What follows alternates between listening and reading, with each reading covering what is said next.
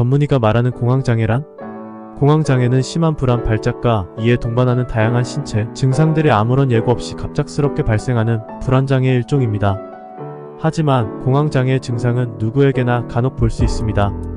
스트레스를 심하게 받을 경우 가슴이 두근거리고 식은땀이 날 수 있습니다. 하지만 공황장애는 아무런 이유 없이 일상생활을 하는 중 공황 발작이 생기면서 죽을지도 모른다는 불안감이 엄습해오는 경우입니다.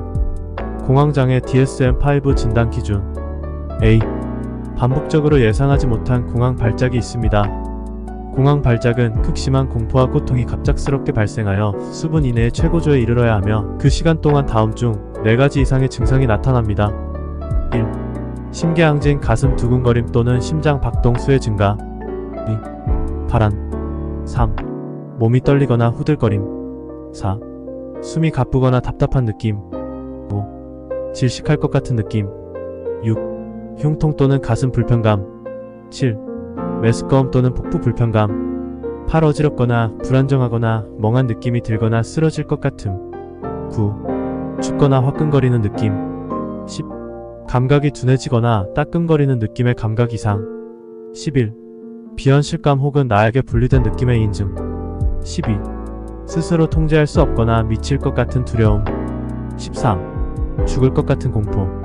비적어도 1회 이상의 발작 이후에 1개월 이상 다음 중 한 가지 이상의 조건을 만족해야 합니다. 1. 추가적인 공황 발작이나 통제를 잃거나 심장 발작을 하거나 미칠지도 모른다는 걱정이 지속됩니다. 2. 발작과 관련된 행동으로 현저하게 부적응적인 변화가 일어납니다. 공황 발작을 회피하기 위한 방법으로 익숙하지 않은 환경을 피하는 것 등이 포함됩니다. 시. 공황장애는 약물 남용, 치료 약물의 생리적 효과나 갑상선 기능항진 등 심폐질환의 의학적 상태로 인한 것이 아닙니다. D. 공황장애가 사회불안장애에서처럼 공포스러운 사회적 상황에서만 발작이 일어나서는 안됩니다. 특정 공포증에서처럼 공포 대상이나 상황에서만 나타나서도 안됩니다. 그리고 강박장애에서처럼 강박사고에 의해 나타나서는 안됩니다. 외상 후 스트레스 장애에서처럼 외상성 사건에 대한 기억에만 관련되어서 나타나는 것도 안됩니다. 또한 분리불안장애에서처럼 애착 대상과의 분리에 의한 것이어서는 안됩니다. 공황장애 위험 및 예후인자. 기질적, 부정적, 정서성신경증적 경향성, 부정적 감정을 더 잘 느끼는 성향과 불안에 대한 민감도 불안. 증상이 해로운 것이라고 믿는 성향은 공황장애 자체 원인에 대한 위험도는 밝혀지지 않았습니다. 하지만 공황 발작 발생의 위험 요소이며 공황에 대한 걱정을 하게 만드는 위험 요소입니다. 제한된 증상의 발작으로 공황 발작의 진단 기준을 만족시키지는 않는 공포스러운 발작의 경험은 후에 공황 발작이나 공황 장애를 일으키는 위험 요소입니다. 아동의 분리불안장애가 특히 심한 경우에는 후에 공황 장애가 나타나지만 이것을 위험 요소라고 보기는 어렵습니다. 환경적 아동기의 성적 신체적 학대 경험은 다른 불안장애보다 공황장애에서 더 흔하게 보고됩니다. 흡연은 공황 발작과 공황장애 위험 요소입니다.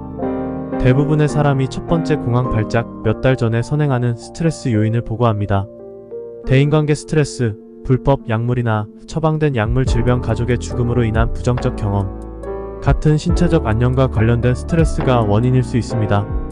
유전적, 생리적 다양한 유전자가 공황장애 위험도에 기여합니다. 하지만 정확한 유전자의 산물, 유전자와 연관되는 기능은 확실히 알려져 있지 않습니다. 최근의 공황장애에 대한 신경계 모델에서는 편도체와 관련된 뇌 부위들을 중시하는데 이는 다른 불안장애에서와 같습니다. 불안, 우울, 양극성 장애의 자녀에서 공황장애 발생 위험도가 증가합니다. 천식 같은 호흡기 장애를 동반하거나 과거력이나 가족력이 있을 때 공황장애와 관련이 있습니다. 공황장애의 기능적 결과. 치료를 받지 않는다면 공황장애는 대개 만성적인 경과를 보이고 그 정도는 심할 때가 있고 저절로 나아지는 경우도 있습니다. 어떤 사람은 경과 중 몇 년 동안은 증상을 거의 느끼지 못하다가 한 번씩 증상이 나타나기도 하고 어떤 사람은 지속적으로 심한 증상으로 힘들어하기도 합니다. 소수의 사람에게서만 장기간 증상이 없는 완전 관해가 옵니다. 참고로 정신건강의학과에서는 완치라는 개념이 아니라 증상의 회복, 증상의 관해로 정의합니다. 대체로 30에서 40%에서는 증상이 없어지지만 10에서 20%에서는 증상이 계속 심할 수 있습니다. 공황장애 치료. 공황장애 치료를 할 때에는 공황 증상의 과거력과 증상의 빈도, 강도, 지속시간, 회피 종류, 심각도 등의 질병의 특징을 파악해야 합니다. 또한 공황 발작의 원인이 되는 카페인, 알코올 등의 물질 남용과 관련된 과거력도 밝혀야 합니다. 약물 치료는 보통 선택적 세로토닌, 재흡수 억제제가 우선적으로 권장됩니다. 즉각적인 증상 호전을 사용하기 위해서는 벤조디아제핀계 약물들을 사용합니다. 급성기에는 벤조디아제핀 계열의 약물들이 효과적일 수 있으나 몇 년간의 지속적인 사용은 약물에 대한 내성이 생길 수 있고, 벤조디아제핀계의 약물을 갑자기 중단했을 때 금단 증상이 나타날 수 있습니다. 약물을 복용하는 기간 동안 공황장애에 대한 경험 일지를 쓸 수 있으며, 고통의 정도, 공황 증상, 공황 발작을 유발하는 사고 내용, 공황 발작이 생겼을 때의 행동을 평가할 수 있습니다. 내담자들은 치료 기간 동안 자신이 경험하는 고충을 의사에게 충분히 이야기를 할 수 있도록 분위기가 조성되어야 할 것이며, 집에서는 점진적 근육 이완, 호흡 훈련 등의 자가 연습도 필요합니다.